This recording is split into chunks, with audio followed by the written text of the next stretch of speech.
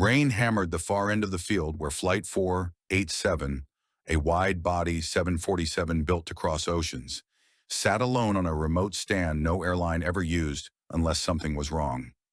Lightning strobed across its belly door. Three ramp figures in storm hoods rolled a tug in tight, metal clanging over the wind. Sealed silver containers came off. Identical ones went on. The jet never shut down its beacon. 17 minutes later, it was airborne again. By dawn, weight records would show that 9 tons of diplomatic cargo had vanished somewhere in that rain. Before I walk you through the full story, I just have a small favor to ask. Make sure to subscribe to the channel, hit that like button, and let me know in the comments. What city are you watching from? It's always amazing to see how far this audience is reaching. 3 silver unit load devices, ULDs, emerged from the gaping maw of the jet's underbelly. Each, unlatched with precise, practiced movements, was carefully lowered to the water-slicked tarmac. Their metallic surfaces, wet and gleaming, reflected the scattered light as they were maneuvered onto waiting dollies. Stenciled clearly on each container were the stark black letters DPM-974, followed by a sequence of numbers, seemingly innocuous codes. But these specific ULDs, designed for sensitive freight, seemed to defy their stated weight, demanding immense, almost unnatural effort as they were wrestled into position.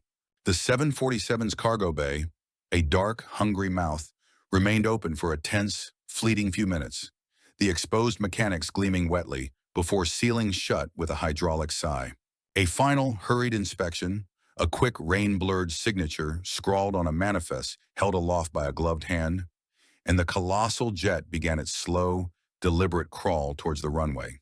Its silhouette, a dark, impossible shape against the bruised sky, dissolved into the storm's churning heart, swallowed by the oppressive curtain of rain.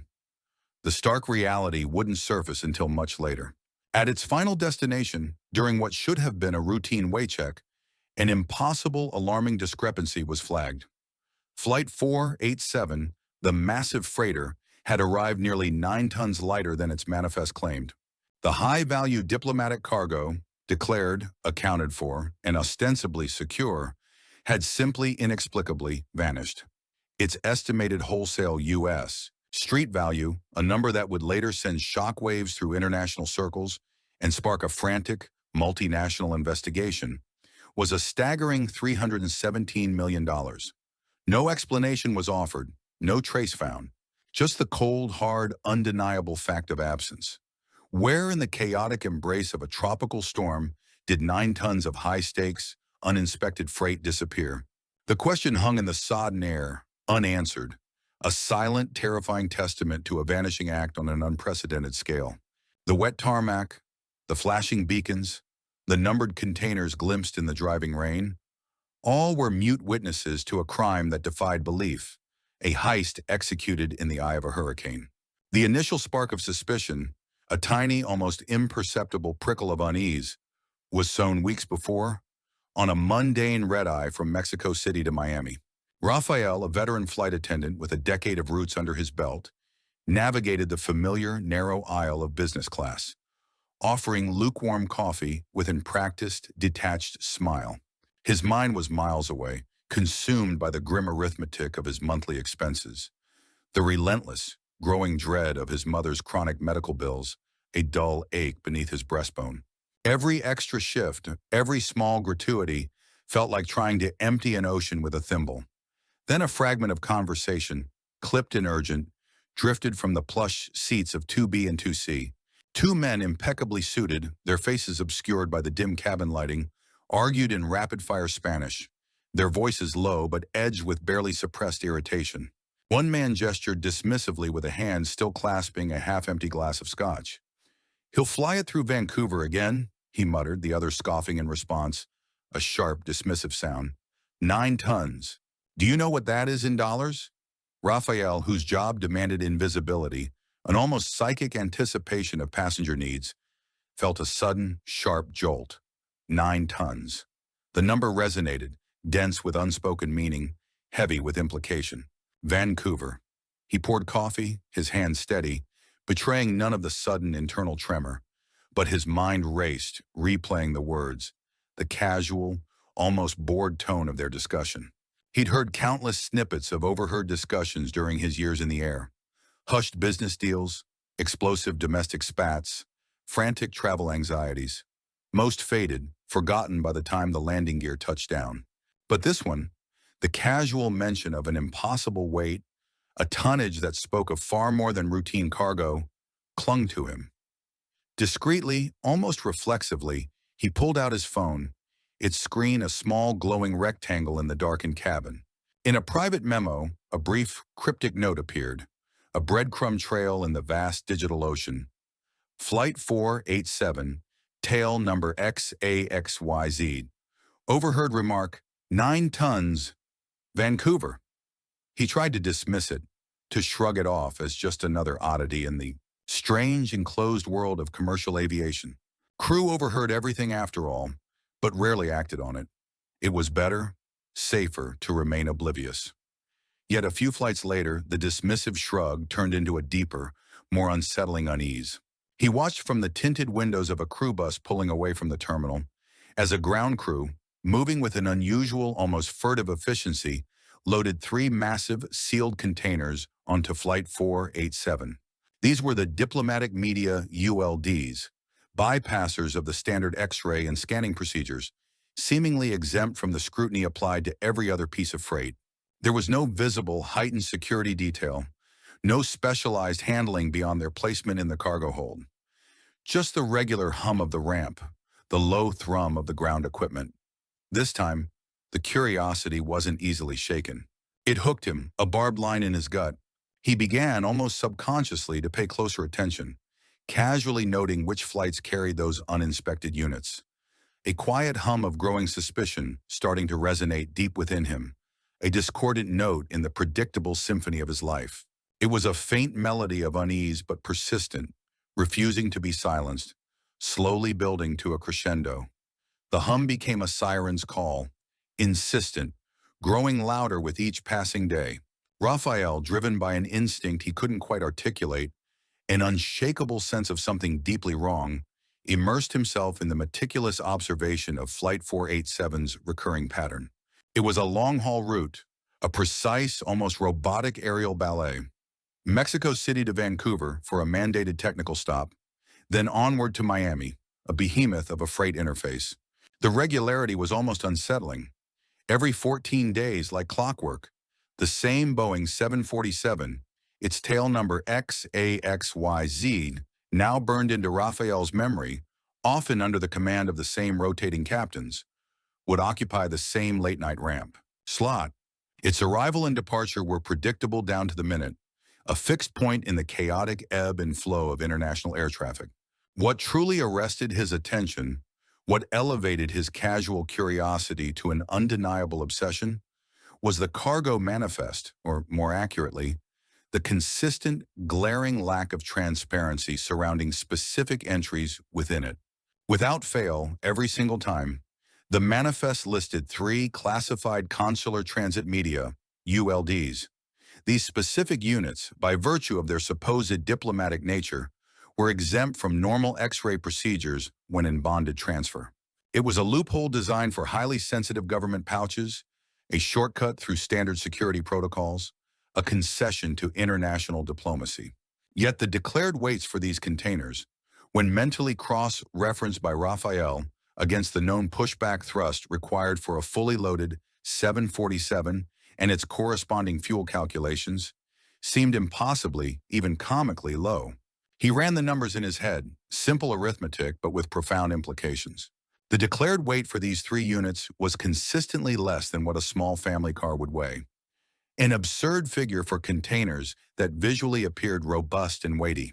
It was a subtle mismatch, not enough to trigger an automated red flag within the airline's complex systems, but glaringly obvious to an experienced eye like his. He could see it in the way the massive aircraft settled on its landing gear upon arrival, the subtle, almost imperceptible resistance it offered during taxi, the way it consumed fuel for such a seemingly light load. The numbers simply didn't add up, not without resorting to complex, illogical mathematics. He transformed into a ghost of the night shift, watching the loading operations from every conceivable vantage point, a silent, unblinking observer. From a jump seat, deadheading to his next shift. He'd watch the ground crews below. From the tinted windows of the crew bus, passing by the dimly lit cargo bays, bathed in the anemic glow of the ramp lights, he'd strain his eyes for details. Even from the distant permissible perimeter of hotel shuttles, catching fleeting glimpses of the activity, he took notes, mental and physical. He noticed a consistent blind spot, a specific angle where catering trucks would position themselves, seemingly innocuously, perfectly obscuring the camera's view of the cargo loading for several critical minutes. This repeated visual obstruction, combined with the persistent, almost taunting weight discrepancies, solidified his growing suspicion.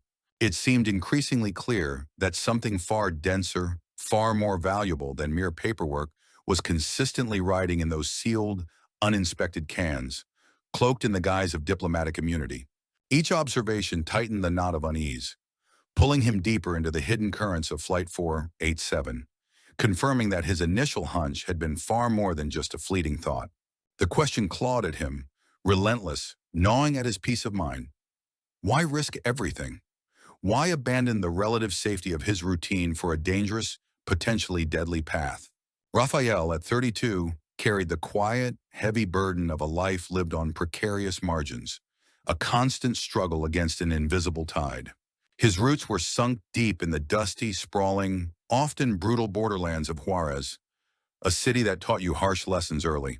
He learned quickly to be invisible, to navigate unseen currents of danger, a necessary survival skill in a place where lives could vanish as quickly as desert shadows, swallowed whole by the relentless churn of illicit trade. His mother's chronic kidney failure was a relentless, draining reality, an ever-present shadow. Each medical bill, each prescription, felt like a fresh gouge in his meager earnings, a bottomless pit devouring his income. The airline's recent pension scheme cuts had been a bitter, unexpected blow, eroding the last vestiges of his financial security, leaving him feeling exposed and vulnerable. Over time, once a reliable lifeline, a way to chip away at the crushing debt, was shrinking, leaving him suffocating under a relentless mix of peso and dollar debt that felt insurmountable.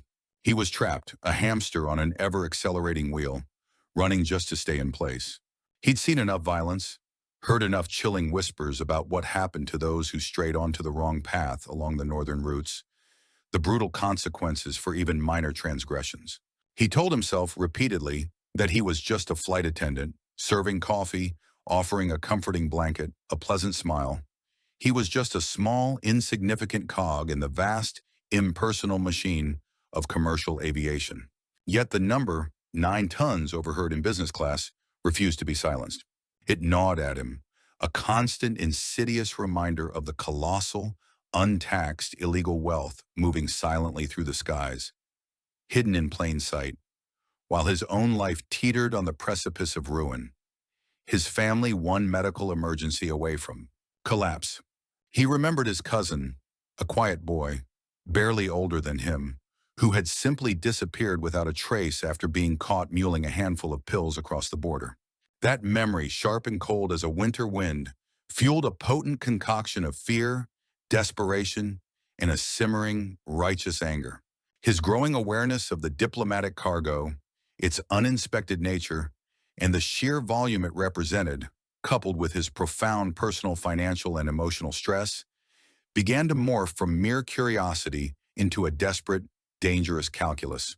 The illicit cargo became a dangerous, alluring solution to an impossible problem, a lifeline thrown into a raging sea. It was survival, he rationalized, a desperate bid to keep his family afloat, but also a growing moral disgust at the blatant exploitation of a system he felt trapped within, a system that allowed such illicit wealth to flow unimpeded while ordinary. People struggled to breathe, struggling just to make ends meet. The line between right and wrong blurred, smudged by the relentless pressure of his circumstances, by the cold, hard desperation of his mother's slow decline.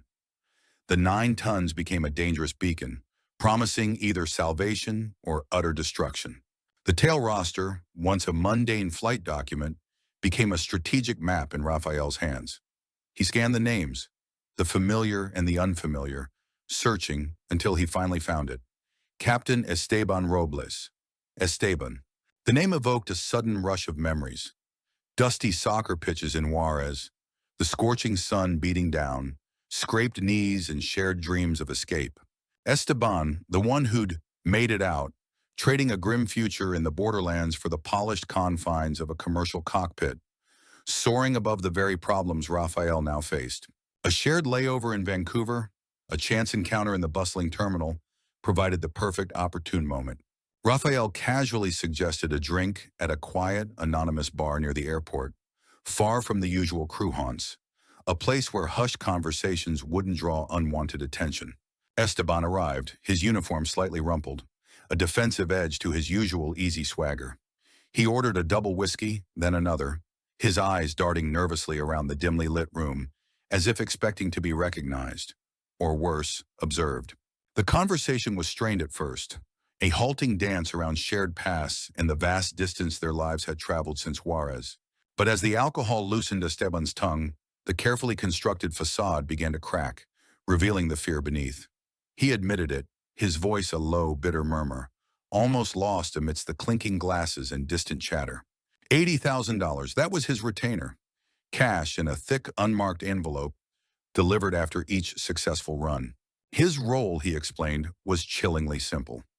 Sign off on sealed cargo, file alternate altitude blocks when instructed by an anonymous voice on a secure line, and, under no circumstances, deviate from assigned fueling stops. The money, he explained, was laundered through a labyrinth of shell consulting fees, untraceable, clean on paper, flowing into offshore accounts. The cartel liaison, a shadowy figure of immense power, never gave a real name, only a chillingly formal title. Licenciado Vega. Esteban's shoulders slumped, a man trapped in a gilded cage. He couldn't refuse, he explained, his voice barely a whisper, filled with a raw fear that Rafael instantly recognized. His family in Juarez, his sister, his elderly parents, were under constant silent watch, their safety a fragile thing, easily shattered. He confessed, his gaze fixed on his half-empty glass, that a mechanic, someone who'd started asking too many questions about the special cargo, about the suspicious weight, had had an accident. A car crash, officially. Rafael pushed, his voice quiet but firm, a steel blade beneath the velvet glove of his concern. They don't let pilots retire, Esteban. Not from this.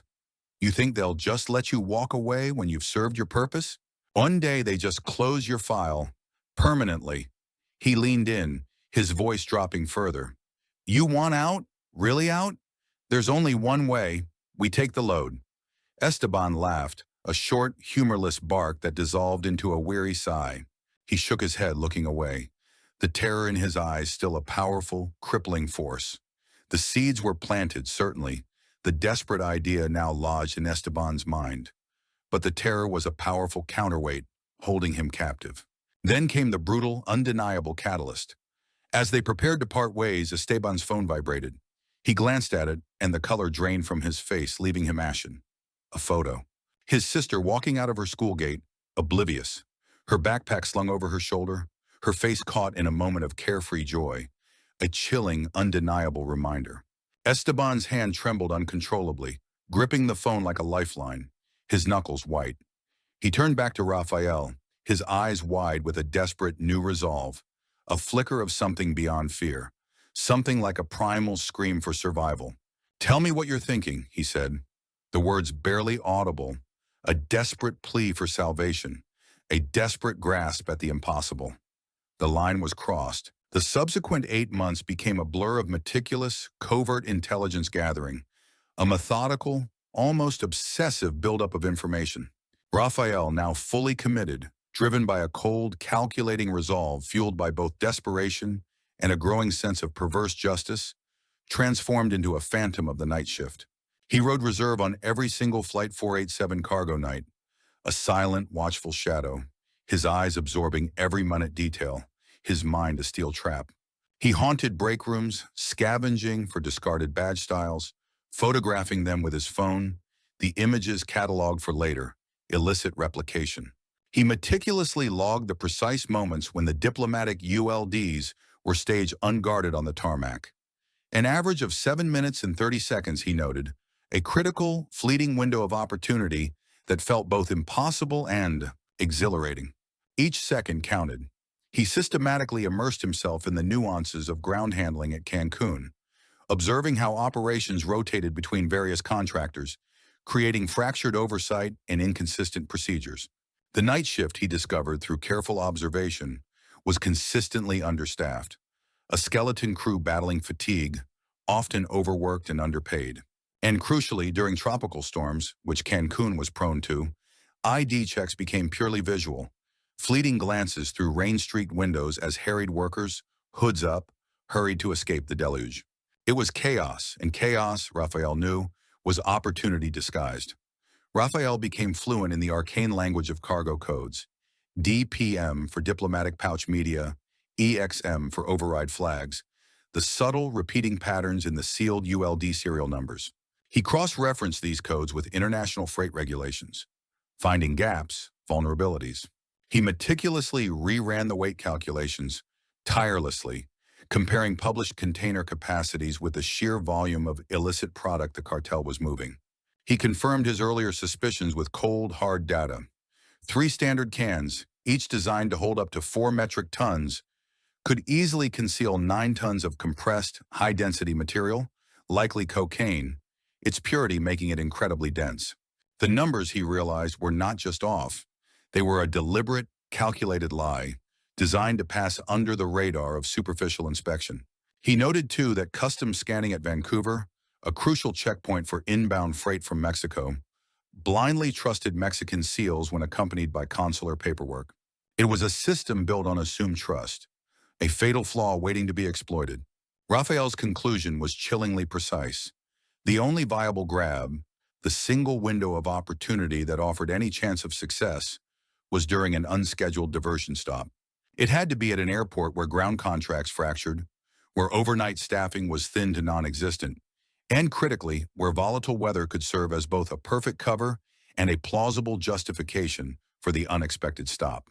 Cancun, with its notorious weather volatility, its mixed vendors and lack of cohesive oversight, and his own flight attendant status granting him plausible presence, fit the profile perfectly. Every detail, every observation, every calculated risk confirmed it. Cancun. It became the singular, laser-focused objective of his audacious plan. The operation, now a living, breathing entity in his mind, began to take its terrifying, beautiful shape. He felt a strange calm descending, the calm of a man who has finally found his purpose, however dangerous.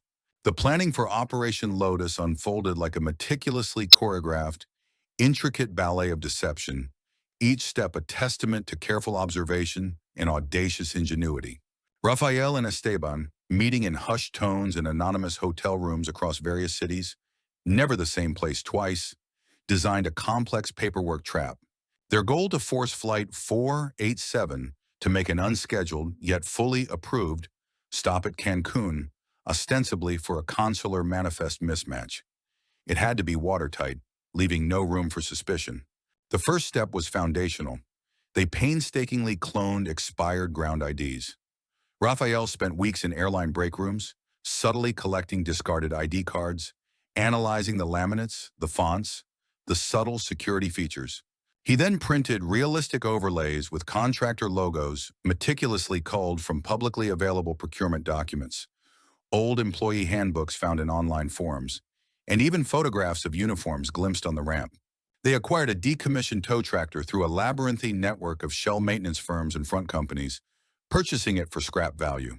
They then spent clandestine nights repainting it to near perfectly match the legitimate fleet, only a single, almost imperceptible digit off on its identification number, a detail only the most diligent inspection would catch. Next, they leased 3 dented, unremarkable ULD shells from a junkyard near Mexico City, chosen precisely for their worn, ordinary appearance. They carefully lined them with ballast water bags and scrap metal, meticulously calibrated to precisely match the scale weight of the real cargo. This was crucial. Any discrepancy in weight when the decoys were loaded would unravel the entire operation. Rafael, with his meticulous eye for detail, spent hours at the airport, subtly capturing real barcode scans from prior Flight 487 operations using a hidden scanner disguised as a phone app. These real barcodes were then flawlessly stenciled onto the decoys, creating a perfect mimicry, down to the last digit. The masterpiece of their deception was the forged electronic customs notice. They crafted a digital message citing a critical integrity hash fail on sealed consular cargo. Verification required at nearest staff Mexican federal port equals CUN. This fabricated alert, designed to appear as an urgent, mandatory diversion, would trigger the unplanned stop. To make the unscheduled stop entirely plausible, Esteban quietly overfueled Flight 487 on its departure leg from Mexico City, ensuring the massive aircraft had ample reserves for an unexpected detour, making the diversion less suspicious. Crucially, they timed their operation to coincide with Cancun's notoriously unpredictable lightning alert procedures. Rafael had observed that such alerts consistently restricted ramp access, creating a window of controlled chaos, allowing them to dictate who touched the cargo. It was a calculated gamble, but one that maximized their control. The operation, codenamed Lotus, was a subtle nod to the flower itself. It folds closed in the rain, protecting its delicate core, just like the narrow rain-shrouded window they needed to create and protect for their audacious theft. Every element, every contingency, every potential flaw was considered, practiced, and refined. They ran through mental simulations countless times, anticipating every possible hurdle. They were ready. The air crackled with a dangerous anticipation. The stage was now set, the elements conspiring in a chaotic symphony. Storm cells, bloated with Caribbean fury, churned violently over the Yucatan Peninsula, a maelstrom of wind and water that reduced visibility to near zero. Air traffic control, citing severe avionics caution due to unexpected turbulence, and an urgent customs verification request triggered by their forged notice, rerouted Flight 487 to Cancun. The colossal Boeing 747, a silver ghost against the darkening, bruised sky, lumbered slowly, deliberately, towards a remote stand, far from the main terminal, its massive engines winding down to an eerie, unnatural silence. A fuel truck, as if by pure coincidence, angled itself perfectly across the primary surveillance camera line, its vast body a perfect, opportune shield against any prying electronic eyes, ostensibly positioned for lightning safety procedures during the severe weather.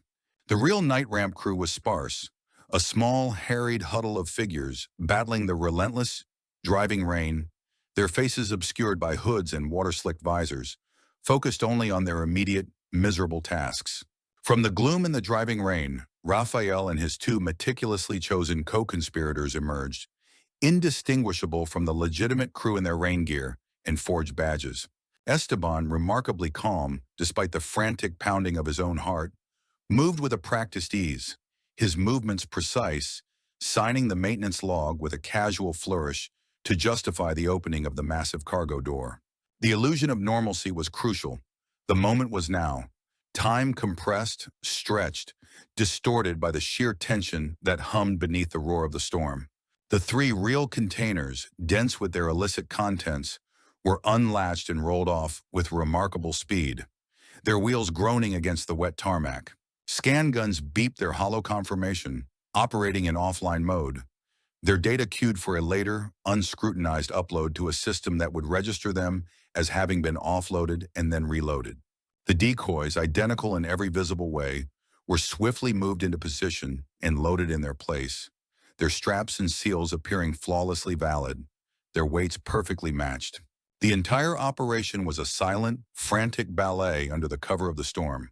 The real ULDs, now freed from the aircraft, were expertly hitched behind a catering train, their presence masked by the large service vehicle's bulk. They disappeared almost seamlessly into a rarely used service road, then through a perimeter utility gate that had been conveniently propped open just hours earlier for storm drainage repair. A seemingly innocent detail that now served a far darker purpose. The entire ground time for Flight 487 at Cancun was a mere 17 minutes, a blink in aviation terms, a period of breathtaking efficiency. But the critical hands-on time with the high-value cargo was under 5 minutes for each container, a frantic, high-stakes exchange. The deception was complete. As the storm intensified, rain sheeting across the tarmac and blinding curtains, the 747's engines roared to life, a triumphant, deafening sound that swallowed the last whispers of the operation. Wheels up. The colossal aircraft lumbered into the sky, its landing gear retracting, its massive form dissolving back into the churning clouds, continuing its journey north. Inside its belly, three weighted decoys rode silently, mocking the empty space they filled. The cartel's 9+ tons of product were gone, vanished into the deluge of the Cancun night, leaving nothing but a lingering, unanswerable question mark in the storm's wake. The silence on the ground after the jet's departure was deafening, broken only by the continued lashing of the rain. The staged seafood export warehouse, just outside Cancun, was a cavernous space, cold and dimly lit by flickering fluorescent tubes, smelling faintly of brine, exhaust fumes, and something else, a metallic tang of anticipation. The three containers, now sitting exposed on the rough concrete floor, were quickly cut open, their seals broken, their metal shells peeled back like cheap cans. Inside, packed meticulously, stacked chest-high in white-wrapped, compressed bricks, was the undeniable reality of their heist. So many of them. So impossibly many. The sheer volume was a physical shock, an overwhelming, suffocating presence that filled the air with unspoken dread. It wasn't just a fortune, it was an insurmountable mountain of illicit wealth. There was no way, absolutely no conceivable way, for two men to fence 9 tons of this alone, without drawing immediate, fatal attention, without dying in the attempt. The silence in the warehouse was thick, oppressive, broken only by their labored breathing, the frantic thumping of their own hearts, and the distant hum of refrigeration units.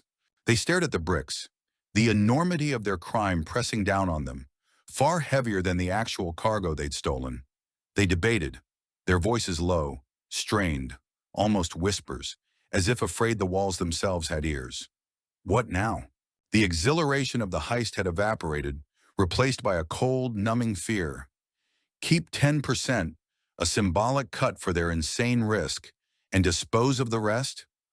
Burn it all, erase the evidence and the danger, walk away with nothing but their lives, or turn the entire thing over to the authorities for protection, for immunity, for a chance at a real future? Esteban, his face pale and drawn, argued vehemently for immunity, for a clean break, for a chance to disappear into a new life, to buy his family's safety. He was shaking, the adrenaline of the heist replaced by terror.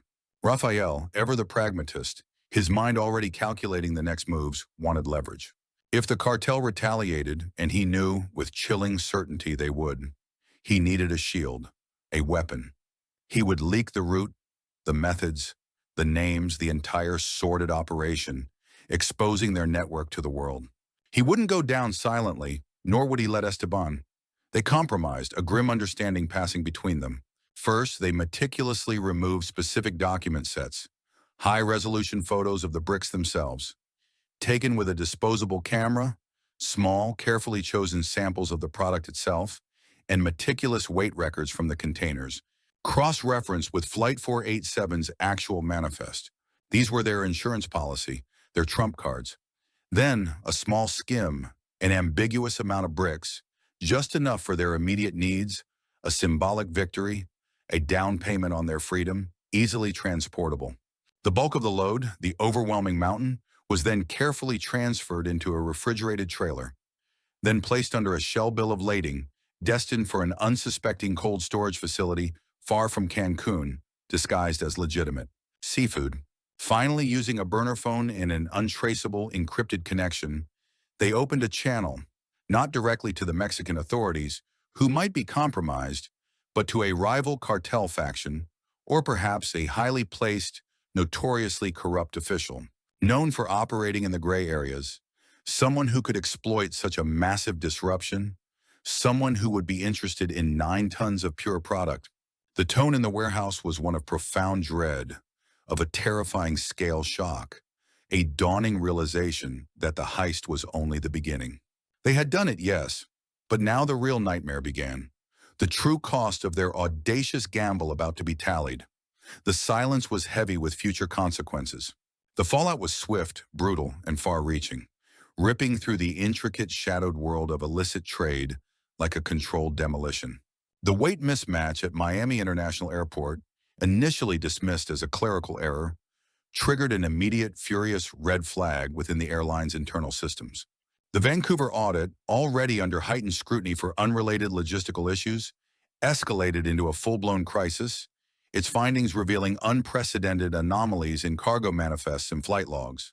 The Mexican consular office, its authority undermined, exploded in bureaucratic fury, claiming an egregious diplomatic violation that threatened international relations.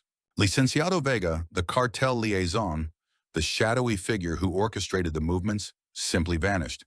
His opulent Mexico City penthouse was empty, his shell companies dissolved overnight, his network gone to ground. He was presumed purged, a scapegoat for an unimaginable loss. An internal reckoning, silent and bloody, ripped through ground crews in Mexico City and Vancouver, a chilling reminder of the cartel's brutal efficiency. Mid-level managers and low-wage handlers disappeared, their fates sealed by the missing 9 tons. Rumors of the $317 million loss rippled like a dark, poisonous tide across the entire criminal supply chain, from the highest echelons of power to the lowest rungs of production. Upstream growers in the remote, forgotten corners of the Colombian Andes, already subsisting on razor-thin margins, suddenly found their payments halted. Their fields, cultivated with backbreaking labor, yielded no income. This economic collapse fueled a brutal, localized spike in violence across several key regions, as rival factions vied for control of now disrupted territories. Entire villages were caught in the crossfire of a war they didn't understand, ignited by an empty plane.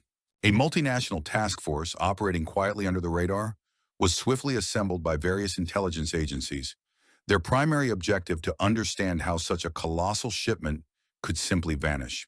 Investigators tracing the digital breadcrumbs eventually pinpointed the origin of the forged customs message to a short-lived IP address located in a dusty, nondescript internet cafe in Merida.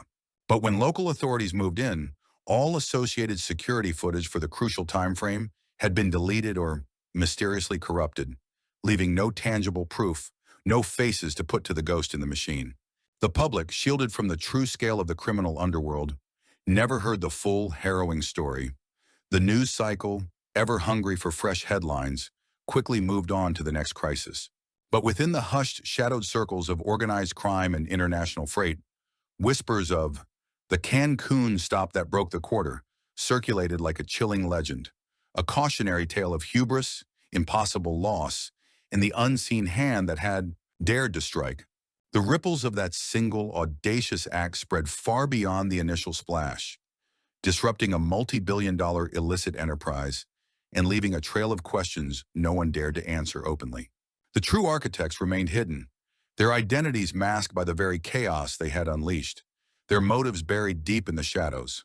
Months blurred into a quiet year, then more, the dust settling slowly, but never entirely.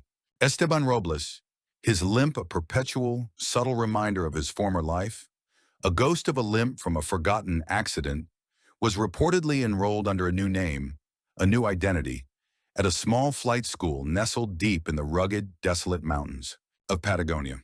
He flew small propeller planes now, far from the behemoths of international cargo. Rumors of a clandestine government protection program, a quid pro quo for information that had irrevocably shattered a major cartel route, circulated quietly among those in the know, unconfirmed but widely believed, adding to his mystique. He was a man reborn, or perhaps simply a ghost given a second chance. Rafael, ever elusive, ever invisible, was spotted only once, briefly, almost fleetingly, in the ancient, sun-drenched city of Murcia, Spain. He was pushing a wheelchair, a small, frail figure wrapped in blankets, shielded from the sun by a wide-brimmed hat. It was widely assumed, though never definitively proven, that it was his mother finally receiving the continuous, specialized care he'd risked everything to provide, a quiet victory in a life defined by struggle. After that solitary glimpse, he too vanished back into the global ether. The story, however, lived on in the cold, hard data. Serial numbers from scattered bricks of product, seized months and even years later in unrelated raids across 4 different countries: Spain, Italy, Australia, the United States, were meticulously traced back by frustrated law enforcement agencies. Each sequence matched perfectly, confirming their origin from the lost Flight 487 load, the ghost 9 tons still haunting the illicit market. Yet despite the undeniable evidence of the product itself, despite the clear impact on the cartel, despite years of international investigation, no arrests were ever directly tied to the audacious theft, to the individuals who orchestrated Operation Lotus. The cartel route, crippled by the unprecedented loss and the ensuing internal chaos, was abandoned, its intricate network crumbling, too compromised to ever be rebuilt. One overheard sentence, spoken casually at 38,000 feet, whispered across the aisle of a red-eye flight, had ultimately cost a cartel $250 million. And nobody, not the police, not the investigators, not even the cartel itself, ever truly proved who touched those cargo cans in the torrential rain of a Cancun night. The story of Flight 487 remained an industry whisper, a legend of a ghost 9 tons, a perfect crime carried out in the eye of the storm, its perpetrators dissolving into thin air like the vanished cargo itself. If you enjoyed this story, make sure to like the video, subscribe to the channel, and turn on notifications so you never miss the next one.